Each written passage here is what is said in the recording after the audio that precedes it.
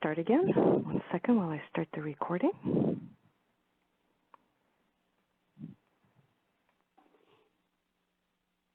Okay, Andreas, and if you could continue, please. All right. So, part 2, general architecture and design. Dimensions, hierarchies, consolidations, calcs, rules versus TI, and a little bit on security. On dimensions, the number of dimensions matter. An additional dimension, regardless of sparsity, doesn't have to, but it can increase total memory consumption of the cube by up to 50% due to the additional storage required for each populated cells pointer index. Not it depends on the cubes, more so for smaller cubes that you have that increase. When you get to very large and much denser cubes, it's less of an impact, but it does matter. The additional dimensions will also affect the speed at which data can be retrieved by affecting the trie, the ordered tree data structure that's employed for storing and retrieving values from a TM1 cube. It's really of how TM1 retrieves a value, the route it goes in that ordered tree structure called a trie. So especially for large cubes, when I talk large cubes, I mean really large cubes. Try to limit the number of dimensions in the cube to the dimensions that are really needed. Okay? Do not create, for example, a specific measures dimension unless you really need it. Don't just say, oh, I have a measures dimension with one measure of value in it. If you don't need it, forget about it, right? If you need a measures dimension, talk about that a little later. Value of a regular dimension can fulfill the technical purpose of the measures dimension. Like, for example, I tend to be using currency dimensions for that a lot. I need a measures dimension in Cognos BI, but if I have a currency dimension, there's no hierarchy in there. I will just use the currency dimension, and we'll talk about that.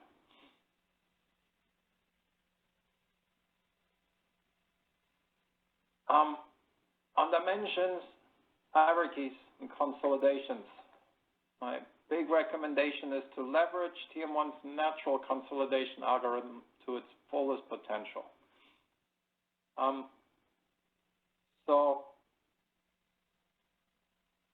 Example number 1 would be scenario dimension, version dimension. For variance and other simple calculations and rollups, use weighted hierarchy consolidations to conduct variance calculations.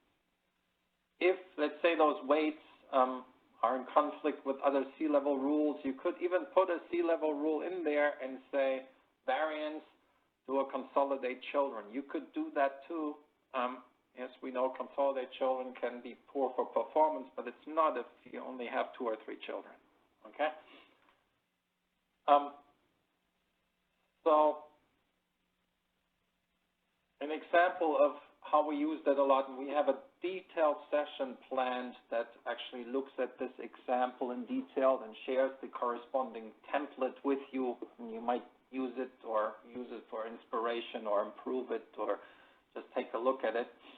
So how we do version management a lot, scenario management, we have a number of open, dedicated set of version dimension elements for which we define leaf level rules, and they're the open versions, right? Then in the context of version management, we will copy the data from those open versions to historical versions. And we do that all through attributes that's all controlled. So there's an attribute value, and the TI process will create a historical version. And those historical versions then are automatically added to rollups for current forecast and current plan, where current is the last approved forecast plan. That means I get around using aliases, and I don't have to use aliases for current forecast and current plan. I don't want to use aliases for that because the moment I use that, there's a temptation to use these aliases and rules, and one should not use aliases and rules. Maybe topic for another enablement webinar, because that causes locks. Not a good idea. Don't use alias names and rules. But what we're doing then, we're doing all this automatically here. We're creating the we're updating the current forecast with the final last approved forecast in the roll-up. And then we're also applying this automatically to corresponding variance calculations. So our version dimension has all these variance roll-ups, and they're all based on consolidations and feederless sea-level rules. The advantage of this is that all these variances, with the exception of the actual versus prior year variance, all these variance calculations do not require feeding, and they're incredibly fast. We have done calculations like this on massive cubes with up to 1 billion elements, and it works really fast. Again, there's another session on this where we'll look at this model particularly and use it as an example to discuss these rules and corresponding rules. We'll share rules templates with you, as well as the dimension templates and so forth. Do the same thing for the time period dimension. We'll have a separate enablement session planned on that, so I'm just going to give you an overview. This is not, you might be using a similar approach. This is just one example. We'll start with a standard fiscal time period hierarchy, and we'll create quarter-to-date, year-to-date, and year-to-date variance roll-ups, like you can see here in these screenshots. Those all are created automatically by a TI process. There's no manual maintenance involved in this. And whenever you add a new year, whenever your current month changes, these roll-ups will automatically be updated by that TI process.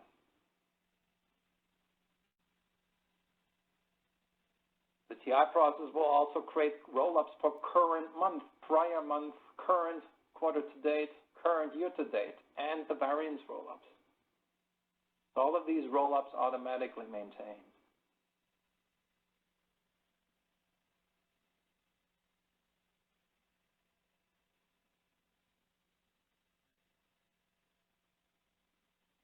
Same thing with fiscal year versus calendar. It automatically will update a calendar year roll-up based on the fiscal year.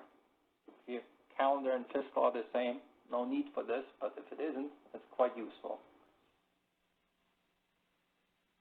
Before I go to this one, stop at the prior one.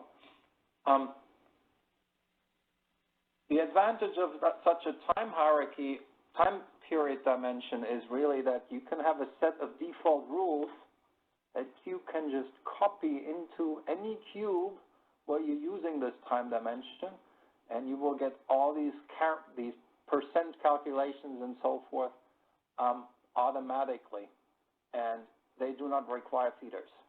We use this time period concept at one client where we have over 1 billion populated leaves, and the performance is just exceptional.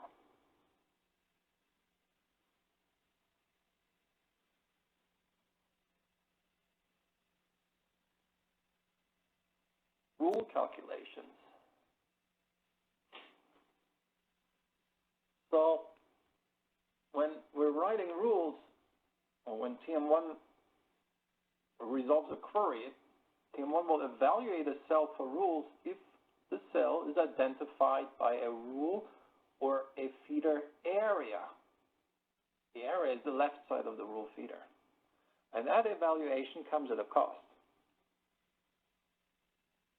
So let's say you're having this red rule here, and I have the big X on, and what I have here is really I'm defining this leaf level rule against every cell in the cube. This is a perfectly fine rule in a small cube. Say you have a cube that is a few megabytes in size. Doesn't really matter. Hardware is pretty fast. TM1 is fast. You might not know this. Let's say you're employing this rule against a cube that has a few gigabytes in size. Such a rule can drastically slow down the cube, because let's say you're that this rule here, actuals would not be applied, right? The actuals would actually be dead. let's say you query actuals. TM1 will still check every cell against this cube, and every check will result in the answer, well, no, no rule, no rule, no rule, no rule. If you're doing this for 1 million records, it has to do that check 1 million times. So performance will be drastically impacted. So what follows from this is write the rules such that the left side, the rule area, is as specific as possible, even if this means including many elements. So the rule area is important. The larger you model, the more important this becomes. And do not use aliases.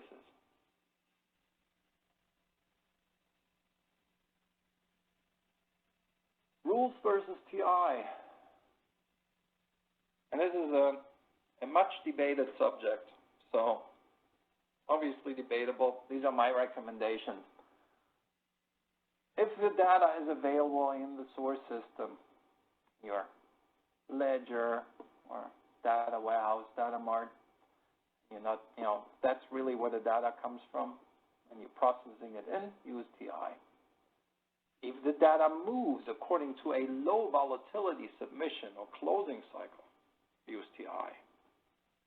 Low volatility meaning not every minute, not every 5 minutes, once a day, something like that. Or maybe you need to update something twice a day, update it twice a day, use TI. Now really, my important recommendation to me is, as of TM1 10.2 with MTQ, consider rules where you previously didn't dare to. Because of MTQ, TM1 is finally able to leverage the hardware that you have to its maximum potential. A lot of you might have, prior to the MTQ days, you might have worked on large production environments where you had a high peak concurrency once a month maybe, but because of that high peak concurrency, you might have deployed this production RAM on a 16 CPU or even 32 CPU box. But what you find is that the average CPU activity, the utilization on that TM1 server is in the single digits. That's not good. It means you have all this power and you're not using it. And hardware is, like such powerful hardware, is expensive.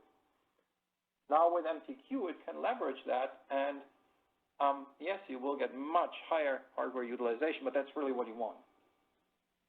With MTQ, so we can become more rules heavy, but that doesn't mean we can use MTQ to counter a poor rules design, right? MTQ allows a good design to be more scalable, much more scalable from a concurrency and data volume perspective, but it's not a crutch for poor cube or rules design. So, and then in the context of that, for large and volatile data sets, TI reprocessing may just be too time consuming. Let's say you have a large set of data, a large cube, and you need to do currency translations. Every local currency, let's say, has to be translated into every other currency. So that means you might have to, for each local currency record, you might have to do 30, 40, 50 or more currency calculations. You want to run that as a TI all the time, that might be a massive TI process. As we know, currency calculations are really easy. With MTQ, you might say, oh, even with very large and volatile data sets, I'll just, go ahead and use rules as I would with smaller. Now, really important, always check if calculations through weighted consolidations, rollups, are those an option, like the time and variance calculations in our previous example. Are feederless C-level rules an option, like the percentage variance calculations from before? Like if you have to calculate margin percent, don't calculate that as a leaf level. Put COGS and sales revenue as leaf level elements underneath margin percent and create it as a C-level rule. No feeder required.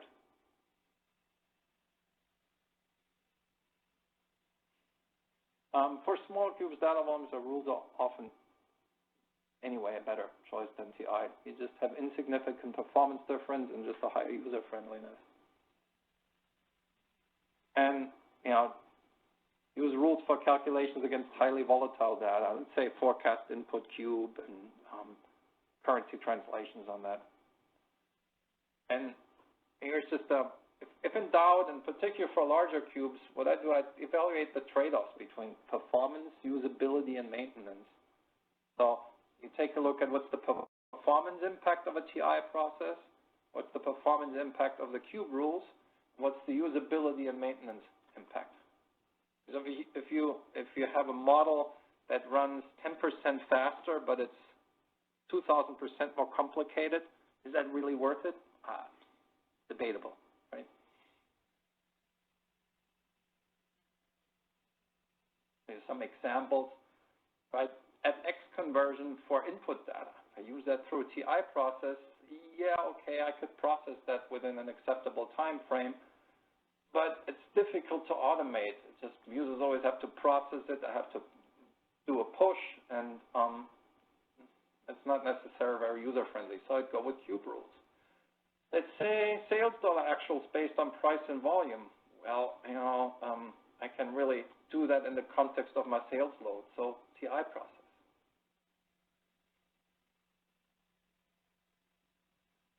FX conversion for actuals. Well, it's actuals. Is the conversion data in the source system? Yes, then I will use TI. Is the conversion data not in the source system? Do I want to process all those FX conversions? Probably not, so I might go with cube rules.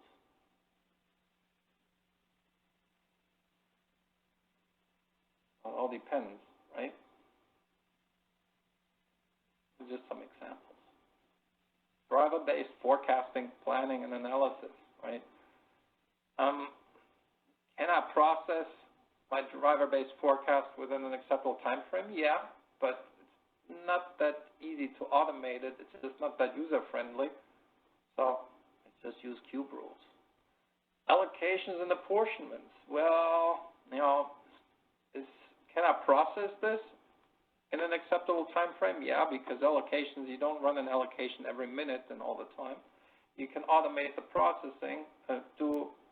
End users have to manually reprocess? No, not really. It's an allocation is part of a process, and you don't do it all the time. Cube rules aren't really that applicable often because allocation rules might change. So that means you might have to change cube rules and all that.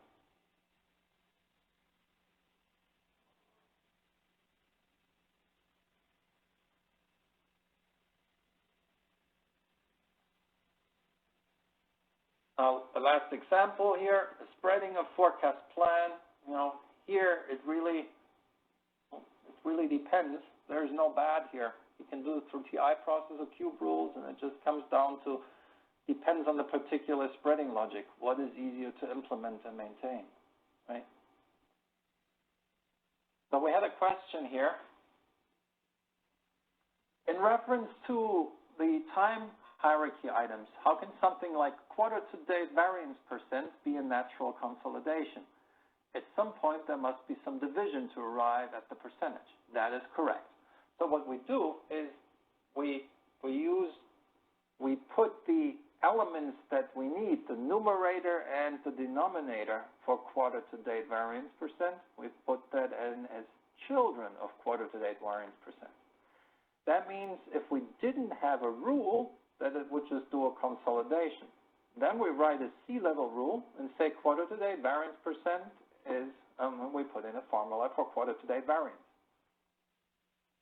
What we do through that, I call it a feederless C-level rule. We don't have to feed that rule because quarter-to-date variance percent is quote-unquote automatically fed by its children, and the children are the denominator and the numerator. Typically, you actually don't have to put both in. You only have to put one of them in because if numerator or denominator is 0, the variance is 0.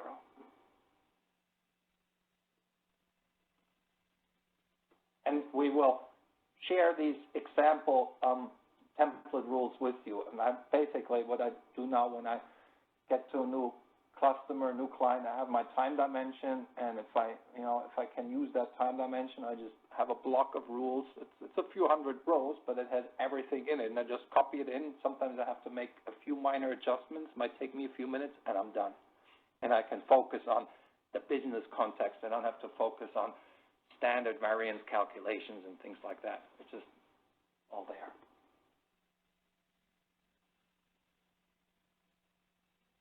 Security. It's important. Don't use rules in cube security, dimension security, process security, element security, and so forth.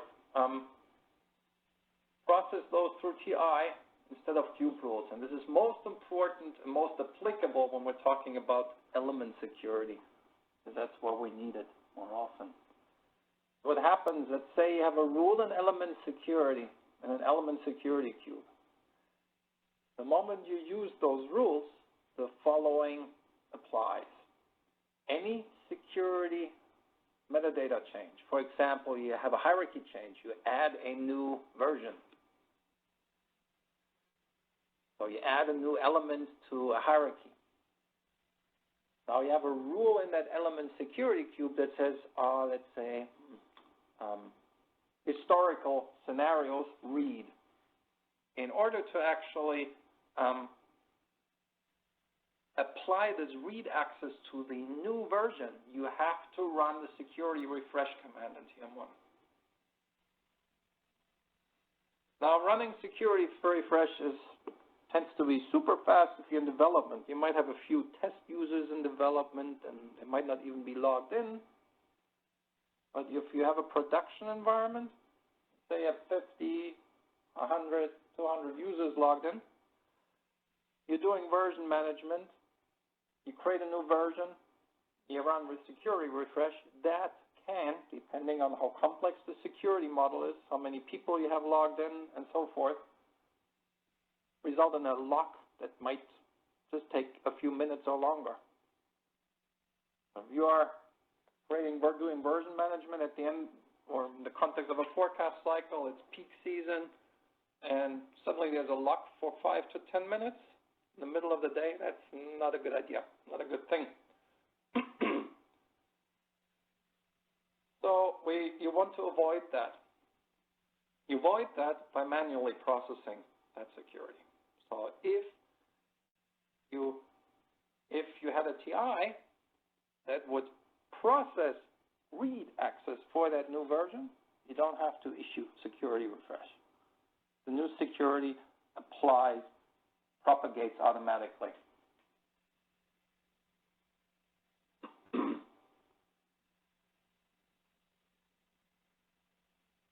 So, by the way, what I tend to do here, I build myself, I have a template for what I call a security management model, where I'm staging a management model, where I'm staging security in cubes, and I use rules in those cubes, but they're not security cubes. They're staging of security data. And then when a metadata or master data change occurs, that change is automatically applied in the rules of that staging model, and I will process that value, the resulting value, directly from the staging model to the real security model. That way I have really simple, fast, and efficient security processing, security preparation and management, and I avoid any security locks. So, TI processing. ODBC versus file, also debatable. I prefer ODBC because I don't like to have to deal with files. Files are, to me, a security risk because I have a file that I have to restrict access to on the TM1 server. Files, to me, are more problematic to maintain. You might have formatting issues, sometimes the formatting changes, or you just need you need different data, suddenly the file has to change or the ETL job has to change. Yes, files process a little faster than ODBC, sometimes much faster, but that really depends too on how you configure the ODBC environment, how fast your driver is, and the throughput of the driver. It also depends on your data volume. If you are loading 100 million records, those are gigantic files. Yes, you might be able to load some files faster, but when the files reach a certain size, that becomes by itself a problem. Also, you have to create those files, right?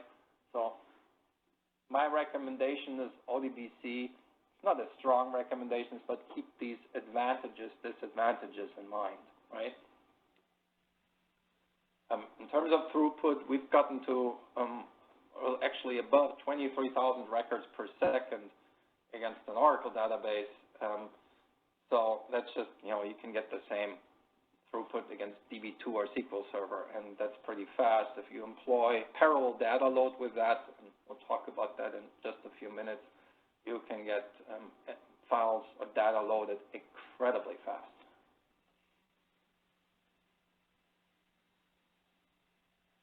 Optimizing processing speed. So something I tend to often forget because it's so used so rarely, at least I used to use it very rarely. If you need to reload all data in a massive cube, just use cube clear data. Use that instead of view zero out against all. And that's because if view zero out against all, if you have a massive cube, that takes a while. Cube clear data, well, take a few seconds. Another recommendation is separate TI processing for dimension and data fact update. Okay? If you do that through the procedural separation of metadata and data update, you can actually use that TI processing framework for parallel load threads. So if you're able to load fact data and dimension data separately, you can say, oh, now I updated my dimensions. Now I want to update my data. But when I update my data, I actually want to do that with 8 threads because this is a massive cube, and it needs to be updated within, I don't know, let's say 15 minutes, and I need to update 200 million records in 15 minutes, and I can only do that by using parallel load threads. And in cases where a dimension update has to occur alongside data updates, use dimension element insert direct and dimension element component add direct directly in the TM1 data tab, along with loading new data. Nowadays, with those two functions, new functions in place, I rarely actually ever use the metadata tab of a TI. The moment I don't use the metadata tab of a TI, I only have to cycle through my source data once. So we have a question here. What if in a TI script I'm using the delete client function to remove users from a TM1 script? This function updates the security queue. We'll run into the issues described using delete client only if I'm directly manipulating security queue elements. Well, adding clients will cause locks as well, right? So, I mean, using delete client, I'd say normally, if this is a one-time thing, it shouldn't take a long time, and the locks should be short, right? I wouldn't necessarily worry about that. Another question is, do rules within a cell security cube require a security refresh tool? Another good question. No, they do not. Fortunately not. We would have a big problem if they did. Yeah, cell security, thanks for asking this question. I do not recommend processing data into cell security. Just use cell security rules. I'm planning a different enablement session on cell security and TM1 workflow and TM1 security.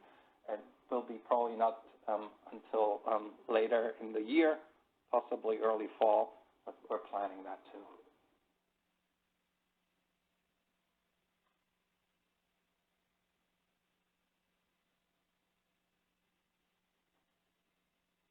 Parallel data load. optimizing processing speed. So we're talking very large amounts of data, or we're talking we have very short update windows. You know, either very large amounts of data, or you say, well, it is actually, let's say, only 2 million records, but I have to get that update done within a couple minutes or something like that. In that case, think about parallel data load. If you do that, data is loaded into one or multiple cubes through separate and parallel processing threads. So you can load a cube using as many CPU threads as available and applicable. You can't use hyper-threaded cores, so it needs to be a real core.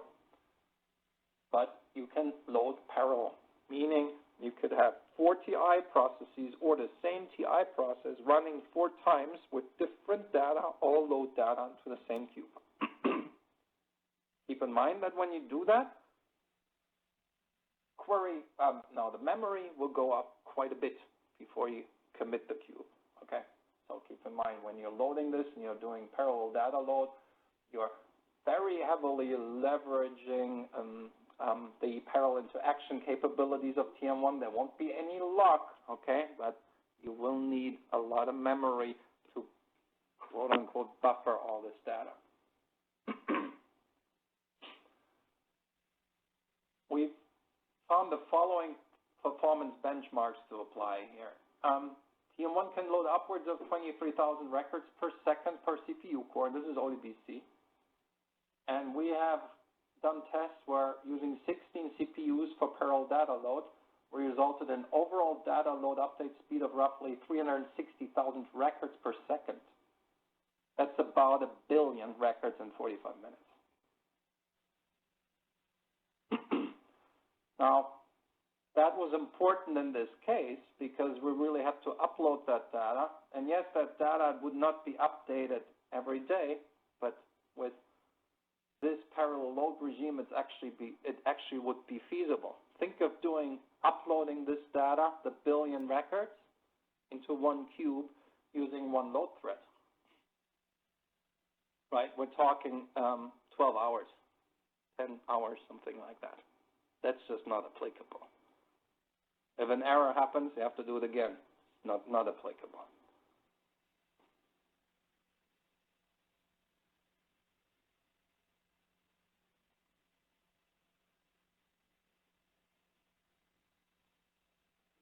So we have a separate enablement session planned on this, but just to introduce that. And in that separate enablement, we will demonstrate a framework for you for parallel data load. But when you do parallel data load, you should do the clear data operation before you start parallel loading.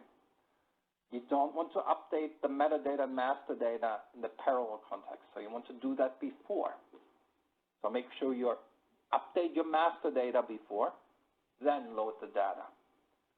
And make sure that all subsets and views are unique. So you don't contend that if you run the same TI 8 times against different SQL queries, you don't want that TI to use the same view, right? Or the same subsets if you need subsets for that, right?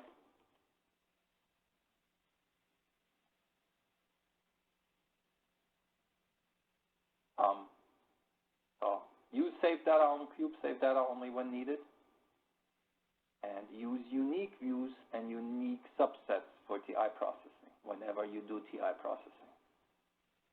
You don't want one TI to encounter a lock just because some other TI, it might just even be an unrelated TI, uses a subset with the same name and tries to leverage it or destroy and build it. So, but what I tend to do, not only do I use a timestamp, I build my subsets in TIs using a combination of username and a timestamp. So that way, if something goes wrong, I actually know what the user was. Not that it was the user's fault, but it's easier for me to track down who ran something.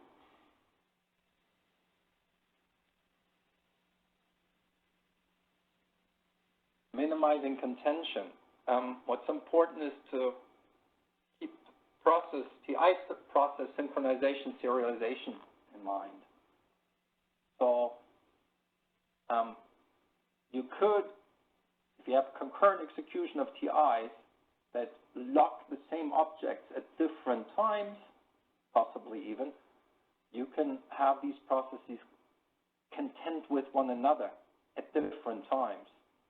So if you have one or two or so TI processes perform an update on one and the same dimension, but the first process acquires a dimension lock and it blocks the others from continuing. So what happens then is the second process will do a wait and do a rollback of its action before encountering the lock, and then it will just start anew. But the second process might possibly hit the same lock later, unless process 1 has finished and released the lock. Or the second process might find that the lock was released, but the second process may later obtain a lock on a different object that then is needed by the first process, but later on. So suddenly process 2 locks 1. Now you have the second process locking the first process.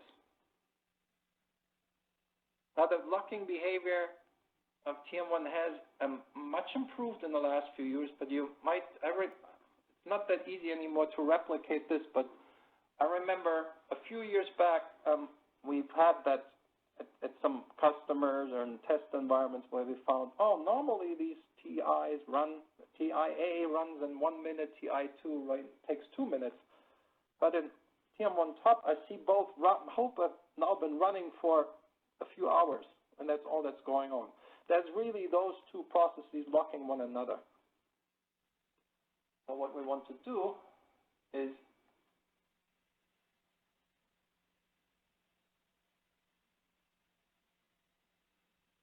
as of TM110, the best way to do that is use the Synchronize function. The Synchronize function really allows you to employ a simple, quick semaphore logic. You basically raise a flag and say, here, I'm running something, and if anybody else uses the same flag, they will wait until you're done. We'll also talk about this more in detail in a separate enablement session, and we'll be sharing some frameworks that template that we're using for allowing you to configure semaphore logic for TI processes in a plug-and-play context. So it's really easy. That way you don't have to develop it. You just put it in place, and you can actually configure it in a working environment, in a running environment. And what we do, we tend to use the dimension names as the lock names for synchronized, and then you have a sub-process. For each process, you run a sub-process that determines how that process should be synchronized. So it's just an introduction. We will announce that webinar in the coming months. And now, a few slides on considerations when using TM1 with Cognos BI.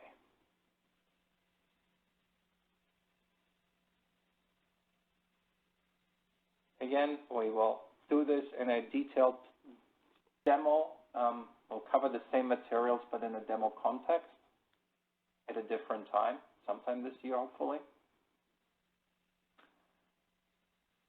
Hierarchies in Cognos BI.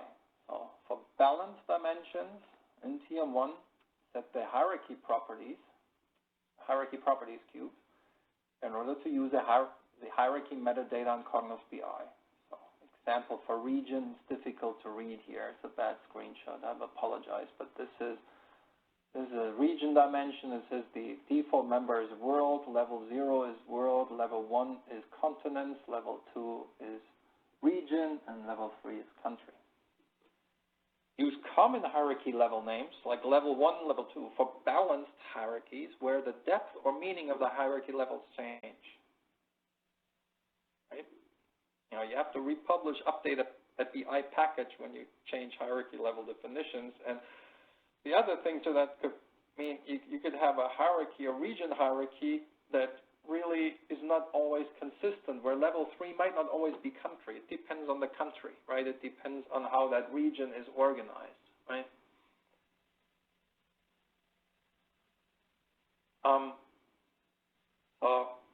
When you have alternate hierarchies and where the levels could have different meanings, right?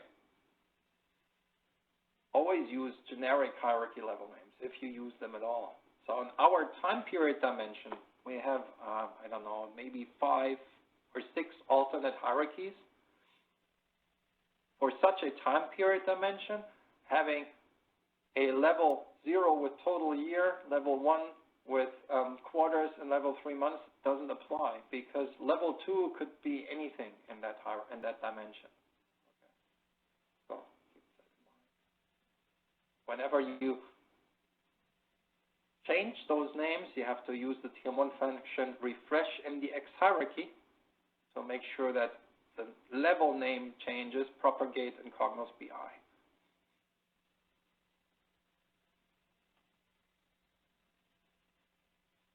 When you build reports in Cognos BI, keep in mind that BI uses member unique names as element qualifiers, and a member unique name for repeated elements, as in alternate hierarchies, includes the parent name. So if you have an element that's part of 3 hierarchies, to BI, that's 3 member unique names.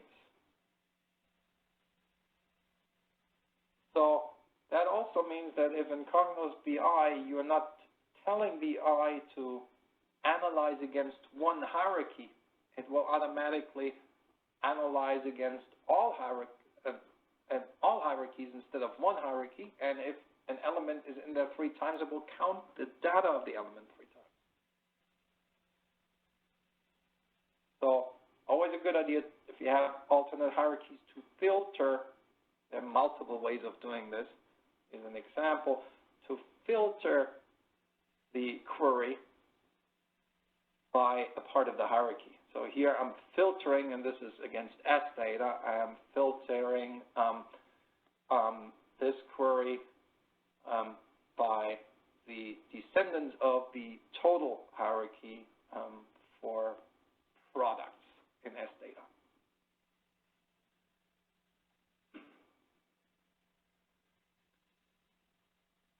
Generally, good recommendation to filter data using MDX, like in the previous slide.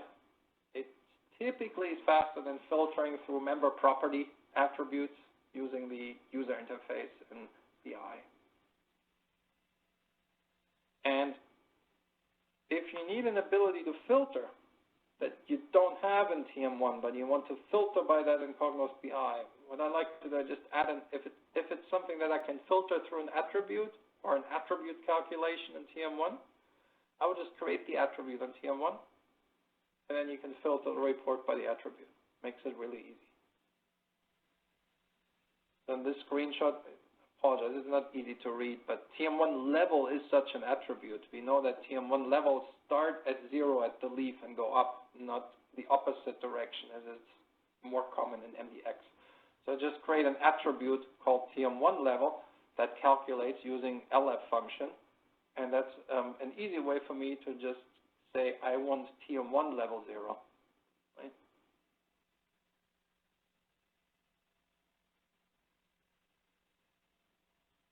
Here's a link to an OLAP query white paper for Cognos BI.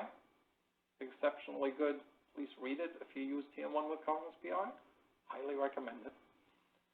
And keep in mind, and in Cognos BI, that you need to specify a measures dimension for each cube that you're using. BI will not allow you to create a package against TM1 unless you have a measures dimension. Right mouse click on the TM1 cube, select the cube dimension as the measures dimension. Now these measures dimension in BI do not allow hierarchical view or drill down within a report. So along that dimension, only sufficiently flat dimensions should be used as measures dimensions. But other than that, you can use any. So you would only use an account dimension as a measures dimension if it has very few elements, right? Not if you have a real balance sheet in P&L. But other than that, you could. As I mentioned that before, I tend, if I have a currency dimension, I often use that as the measures dimension, right? I will only create a separate measures dimension with like value currency or unit element if I can't use any other dimension, or if my cube is really small and fast, and the TM1 server has and will have ample memory reserves. So if I'm talking really, really large TM1 models, I try to avoid it at all costs. Try to keep the cube as fast and efficient as possible. I talk very large models. I'm talking really, really very, very large with millions and millions and millions of populated leads, right? Question here. With the security activated on a cube, I got trouble using MDX filtering on reports. That's really, you shouldn't get any trouble filtering MDX on the report. It's really MDX that is executed on the TM1 side, and it filters by attributes. But to tell you more about how to avoid this issue, or what the problem was, we would have to need I would need to know a little more about it. Another question, does filtering on attributes in Cognos BI cause poor performance though? I've shied away from this because of possible performance concerns. Maybe I'm mistaken. Well, Cognos BI should ideally filter out based on the attributes, and it should filter out the query that it sends to TM1. In some cases, it will not do that. In some cases, Cognos BI will query all, depending on how these reports are built, and that white paper is good help there. It may just query all that data and then filter out based on master data attributes later. So in any case, you would want to make sure that the filtering is done as efficient as possible, and ideally through MDX, because that's something that if you have a query where BI, let's say, is not efficient enough, that's something that could potentially be solved by, let's say, a product enhancement or something like that. Whereas if you just build a massive query against TM1 and tell Cognos BI by default, well, pull all this data in and then let me do a filter on the report, that can become a big problem if you're talking about gigantic data volumes, right?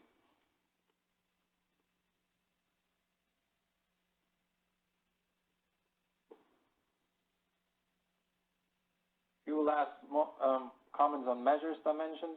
Don't use aliases in your measures dimension in BI. You can't use them in BI. Aliases are supported in BI, but just not for measures dimension. Just try to have the same or the same type of measures dimension for cubes that are closely related. Don't switch them around all the time, okay? Now, if you already have a measures dimension of cube, just don't worry about the measures dimension discussion. It's in there. Don't, if the cube is fast enough, don't say, I found I don't really need it. I have the current dimension. I could have used that. Well, if it works, right? It's fine.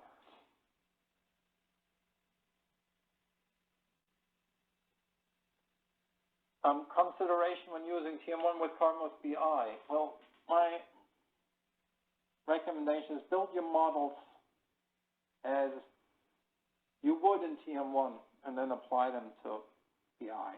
That's not always easy because Cognos BI expects somewhat, or would like somewhat different, more, one could say, old-fashioned cubes, as they used to be built by transformer power cubes.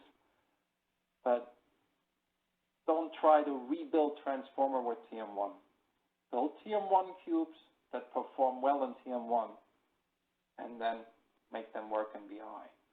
Don't build a cube that's a poor TM1 cube just because it's easy to use in BI. Now, obviously, if you're talking about a really small model and that's fast anyway, and you say, nobody would say that's a bad idea. It's okay. But especially when you're talking larger data volumes, use your TM1 model as you would build it in BI. For relative time, I tend to use that same type of time dimension that we showed earlier with all those roll-ups for current month, prior month, and so forth.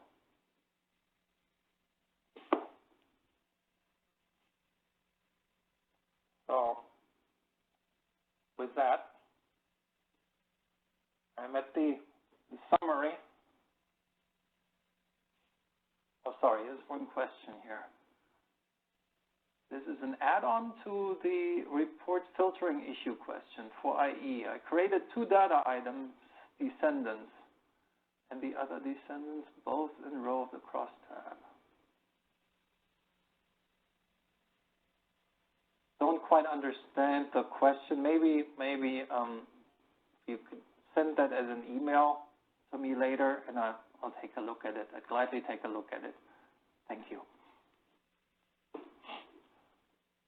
So these are Colin Andreas' key takeaways here.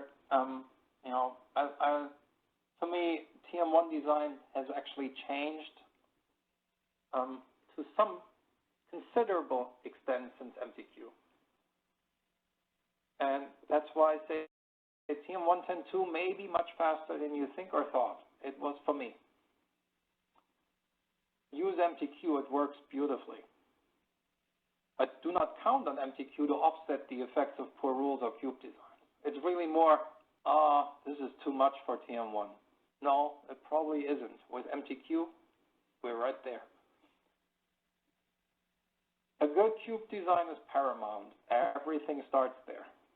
Therefore, the version, and if we're talking classic forecasting, planning, budgeting, version and time dimension design matters a lot. Don't forget the query cache. The larger you model, the more important that becomes. Be aware of what may cause TI process contention and just avoid it from the get-go. If you do avoid it from the get-go, not saying you will never get contention, but it will be in very rare cases. Keep it simple. If the data belongs together, keep it together in one cube. With MTQ, we can have much bigger cubes. And keep it real time where applicable. Avoid the lengthy TI processing where MTQ-powered rules may fit the bill. My example was FX translation. If you have to translate every currency to every currency, that's so many calculations. That would be a TI that would run for a long time, or it would be a TI that you would, where you might otherwise think of massive parallel processing. Keep it with rules.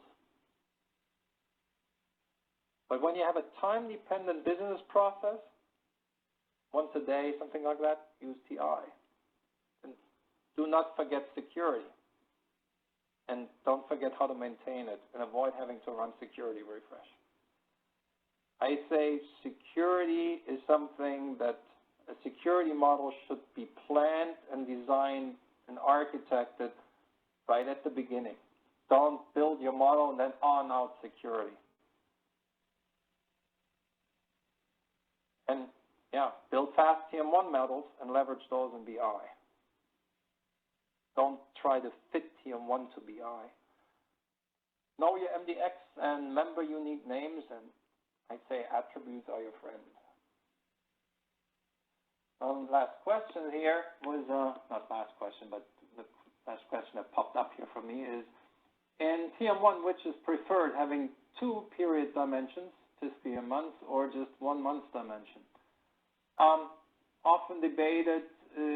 I heavily prefer the continuous time dimension, meaning just 1 dimension. It makes rolling analysis much easier. It allows to do variance analysis much easier against time dimension. And now with TM1 10.3 coming up, you can actually do the same type of analysis against a continuous time dimension that previously you could only do with a separate year and month dimension. So you can do a more flexible analysis because TM1 10.3 allows you to define separate hierarchies against that 1 dimension and treat them as if they were different dimensions.